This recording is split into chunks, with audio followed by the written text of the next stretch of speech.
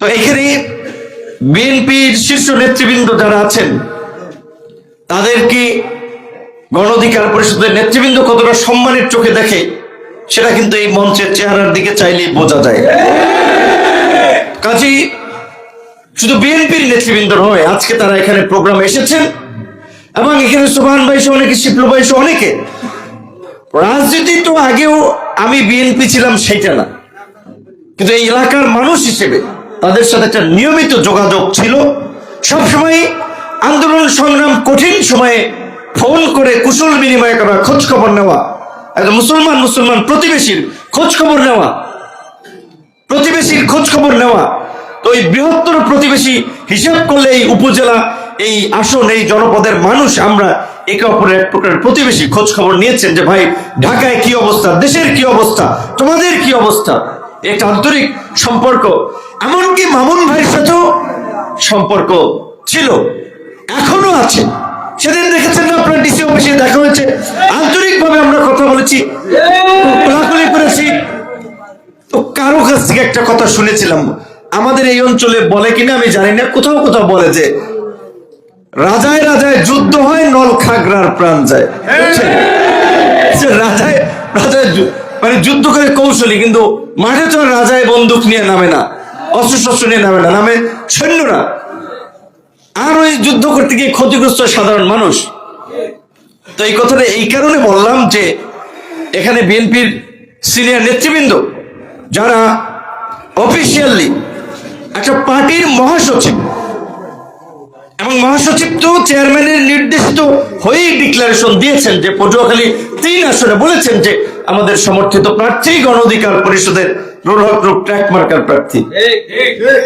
তারপর আর কিছু ঘোষণা বাকি থাকে, যেখানে বিএনপির ভারপ্রাপ্ত চেয়ারম্যান জনাব তারেক রহমান দেশের বাইরে থাকা অবস্থায় বলেছে আমরা একসাথে আন্দোলন করছি, একসাথে নির্বাচন করব, একসাথে জাতীয় সরকার করব। এরপরেও যদি আসলে কথা কেউ না বোঝে তাহলে তারে বোঝানোর মতো সাধ্য কারো নাই। কারণ বলছে চিঠি দেবে, পত্র দেবে, চিঠিপত্র আর কত দেবে? চিঠিপত্র ঘোষণা তো বহুত দেওয়া হয়েছে, আর কিছু বাকি আছে। যাই হোক, এখানে আমাদের মহসিন ভাই আবেগী মানুষ, অনেক কথা বলেছে, শেষে ধানের শীষে ভোট দেওয়ার কথা। এইখানে তো ধানের শীষের ব্যালটে ধানের শীষ নাই, এইখানে ধানের শীষ হচ্ছে ট্রাক। আমরা যেটা বলছি, শিপ্লু ভাই যেটা বলেছে যে বিএনপির সাথে যারা নির্বাচন করছে, যে যুগপৎ আন্দোলন আরো 12টি দল, তারাও স্ব মার্কায় নির্বাচন করছে। তো আমার বিএনপির নেতৃবৃন্দ ভাই বন্ধুদের প্রতি অনুরোধ থাকবে যে আপনারা দলীয় সিদ্ধান্তকে শ্রদ্ধা জানিয়ে নেতৃত্বের প্রতি আনুগত্য করার কথা। হাদিসে বলা হয়েছে যে যতক্ষণ পর্যন্ত নেতা আল্লাহ রাসূলের বিরুদ্ধে না যায়, কোরআনের বিরুদ্ধে না যায়, ততক্ষণ পর্যন্ত আনুগত্য করার কথা বলা হয়েছে। এবং নেতৃত্বের আনুগত্য করলে, আনুগত্য না মানলে কি হয় সেটা আমাদের এই কোন যুদ্ধে যেন আমাদের পরাজয় হলো, মহানবীর নির্দেশ, বদরের যুদ্ধে, যে প্রথম দিকে দেখেছেন যে সেখানে রাসূল সাল্লাল্লাহু আলাইহি ওয়াসাল্লাম বলেছিলেন যে তাদেরকে একেবারেই মানে যুদ্ধক্ষেত্র থেকে একেবারে রিল্যাক্সে না চলে যাওয়ার জন্য, সতর্ক থাকার জন্য বলেছিল। তারা ভেবেছিল তারা উইন করে ফেলেছে। তো এই নির্দেশনা কমান্ডার, সেই নেতা নির্দেশনা অমান্য করার ফলে একটা বিপর্যয় নেমে এসেছিল। কাজে এখানে আমার তো বিএনপির নেতৃবৃন্দ তো আশা করি সবাই স্বতঃস্ফূর্তভাবে ঘোষণার পরের দিনই আমার সাথে থাকার কথা ছিল। অনেকে এখনো বলছেন যে 2-1 দিন একটু দেখি, আসতেছি। আশা করি সবাই আসবেন এবং সবাইকে নিয়েই আমি কাজ করতে চাই, সবাইকে নিয়েই পথ চলতে চাই। এই এলাকার যে কোনো জনপ্রতিনিধি, ইউনিয়ন পরিষদের মেম্বার হোক, চেয়ারম্যান হোক, কিংবা পৌরসভার মেয়র হোক, উপজেলার চেয়ারম্যান হোক, জনপ্রতিনিধিরা নির্দিষ্ট দলের নয়, তারা সকল জনগণের। কাজে আমি গতকালকে 10 মিনিটেও আমরা একটা স্মরণ সভা করেছিলাম, সেখানেও বলেছিলাম এই গলাচিপা 10 মিনিটে শাহজাহান খান সাহেব অনেক ত্যাগ স্বীকার করেছেন, অর্থ করি খুইয়েছেন, মসলামেও অনেক অর্থবিত্ত খরচ করেছেন দলের জন্য, কিন্তু এই আসনটা নানান কারণে আওয়ামী লীগের ভোট ব্যাংকটা বেশি ছিল। তো কাজে এখানে যেই জনপ্রতিনিধি হোক, শুধুমাত্র একটি দলের ভোটে জনপ্রতিনিধি হবে না। তাহলে আমার আওয়ামী লীগের ভোট লাগবে না, জামাতের ভোট লাগবে না, চরমনায়ের ভোট লাগবে না। এইখানে সব দলের নেতা কর্মীদের কি আমি সবসময় দেখা হলেই হাসি মুখে দেখেছি, ভাই এগিয়ে যান, আমরা অন্য দল করতে পারি, এলাকার ছেলে এই প্রশ্নে আমরা বাম ডাম দেখবো না, এটা অনেকে বলেছে। তো আমার তাদের প্রতি কৃতজ্ঞতা, যেই কারণে আমি সব দলের নেতৃবৃন্দ সহ সাধারণ মানুষকে আমি বলবো যে এই এলাকায় অন্তত আমি আপনাদের নেতা হতে চাই না, এই এলাকায় আমি আপনাদের সন্তান হয়ে আপনাদের জন্য কাজ করতে চাই। এবং আল্লাহ পাক সুযোগ দিয়েছে, অনেক নেতার দ্বারা বিভিন্ন এলাকা এগিয়ে যায়। লুৎফুজ্জামান বাবর বিএনপির সময় স্বরাষ্ট্র মন্ত্রী প্রতিমন্ত্রী ছিলেন, তো তিনি শুনেছি যে নেত্রকোনা আমাদের সাথেও যারা কাজ করছে বিশ্ববিদ্যালয় আন্দোলন সংগ্রাম, অনেক মানুষকে চাকরি দিয়েছেন, তার সক্ষমতা ছিল দিয়েছেন।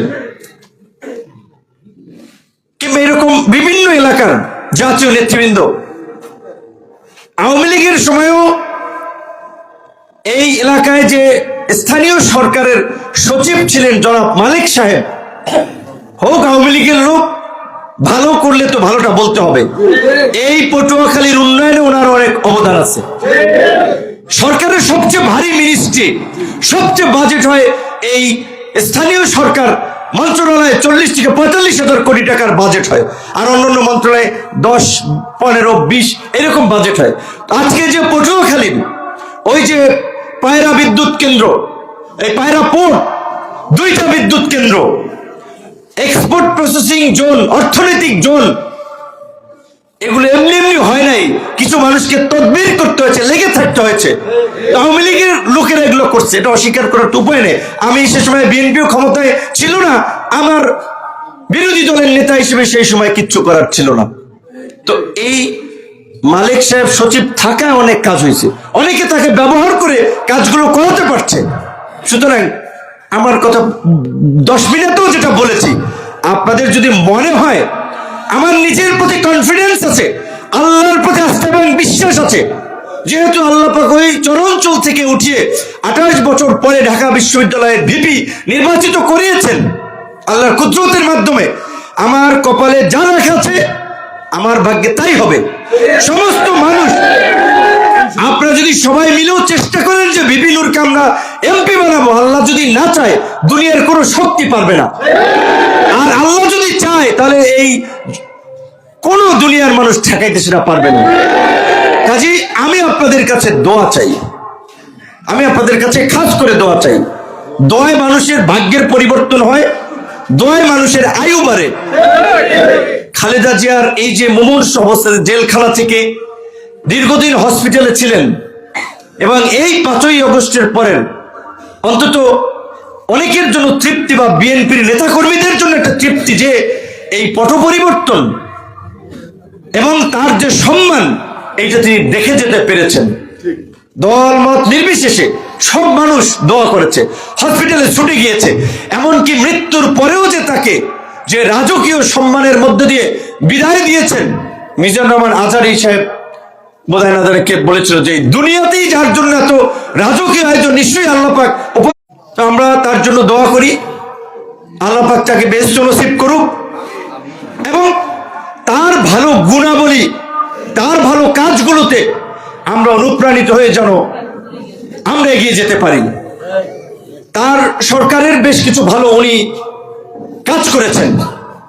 সে মহিলা ছিলেন, মহিলা প্রধানমন্ত্রী, মুসলিম বিশ্বের দ্বিতীয়, দক্ষিণ এশিয়ায় প্রথম।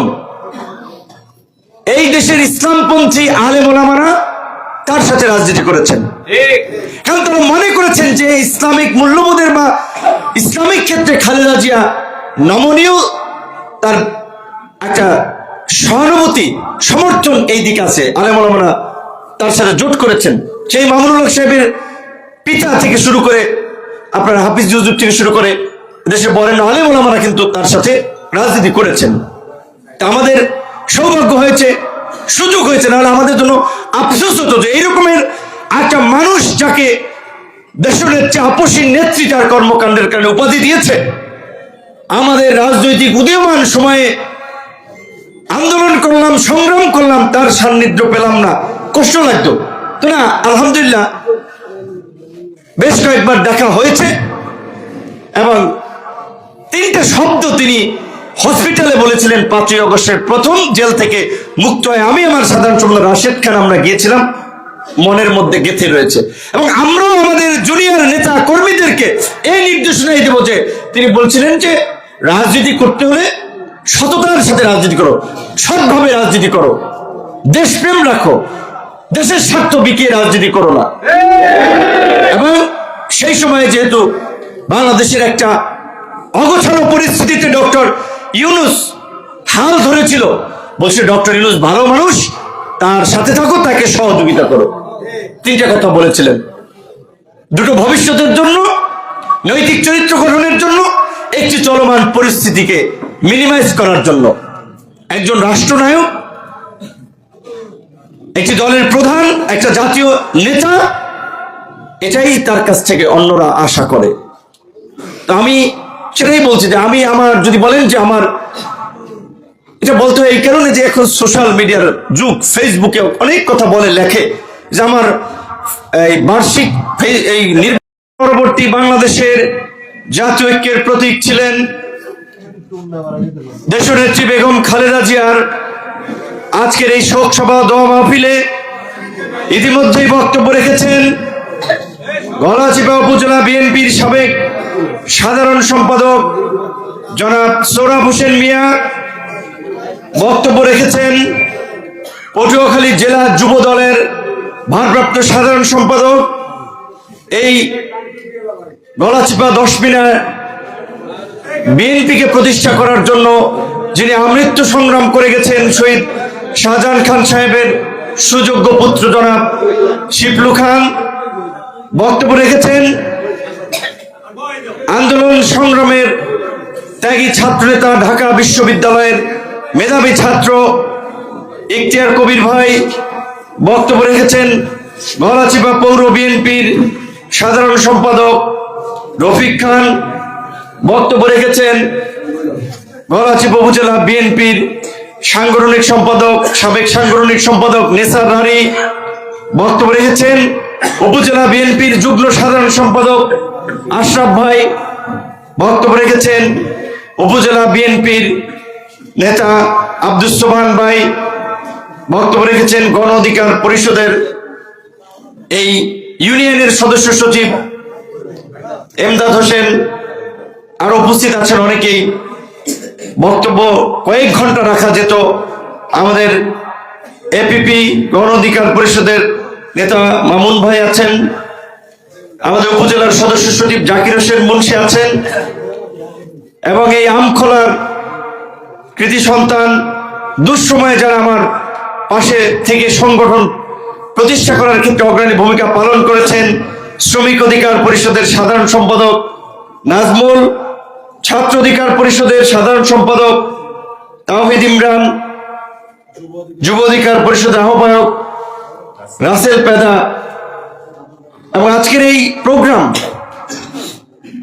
আজকে আয়োজন করার জন্য যারা অক্লান্ত পরিশ্রম করেছেন, ইউনিয়ন গণ অধিকার পরিষদের আহ্বায়ক সদস্য সচিব সহ সিনিয়র যুগ্ম আহ্বায়ক ইলিয়াস মেধা, যুব অধিকার পরিষদের আহ্বায়ক কাউসার মৃধা, রাজিবুল হাসান সদস্য সচিব, অলিউল্লাহ সিনিয়র যুগ্ম সাধারণ সম্পাদক, শফিকুর রহমান শ্রমিক অধিকার পরিষদের নেতা, আমিনুল ইসলাম রুবেল, মোশাররফ হোসেন সদস্য সচিব, শাহিন সাংগঠনিক সম্পাদক, ছাত্র অধিকার পরিষদের নেতা আরিফ আলামিন, মানিক হোসেন এবং বিএনপির নেতৃবৃন্দ, বিশেষ করে উপজেলার সিনিয়র নেতৃবৃন্দই এখানে এই প্রোগ্রাম অর্গানাইজ করার জন্য অনেকের সাথে কথা বলেছেন, তাদেরকে উপস্থিত থাকার জন্য বলেছেন, উপস্থিত করেছেন, আমাদের এখানে বক্তব্য রেখে আমাদের জন্য অপেক্ষা করছেন, চা খাওয়ার দাওয়াত দিয়েছেন আমাদের প্রিন্সিপাল এই কলেজের মহসিন সলেমান ভাই, সবাইকে ধন্যবাদ এবং কৃতজ্ঞতা জানাই যে আপনারা এখানে উপস্থিত হয়েছেন এবং আমাদের উপস্থিতি সহ মাইকের দূর দূরান্ত থেকে যারা শুনছেন তাদের প্রতি আমার আন্তরিক সালাম এবং শুভেচ্ছা। আসসালামু আলাইকুম। এই ধরনের রাজনৈতিক প্রোগ্রামে কিছু ক্ষেত্রে সময়ের দীর্ঘতা হলেও উপস্থিত নেতৃবৃন্দ কিছু কথা বলেন। একটু প্রোগ্রাম নিয়ে যারা পরিশ্রম করেন তাদের কথা বললে অনেকে একটু সাহস পায়, উদ্যম পায়, তাই তাদের কথা কিছু বলাও প্রয়োজন। গণ অধিকার পরিষদের অনেক নেতৃবৃন্দ আছে, ছাত্র যুব শ্রমিক অধিকার পরিষদের, তারা বক্তব্য রেখেছে একজন, এখানে বসা আছে কিন্তু একজন।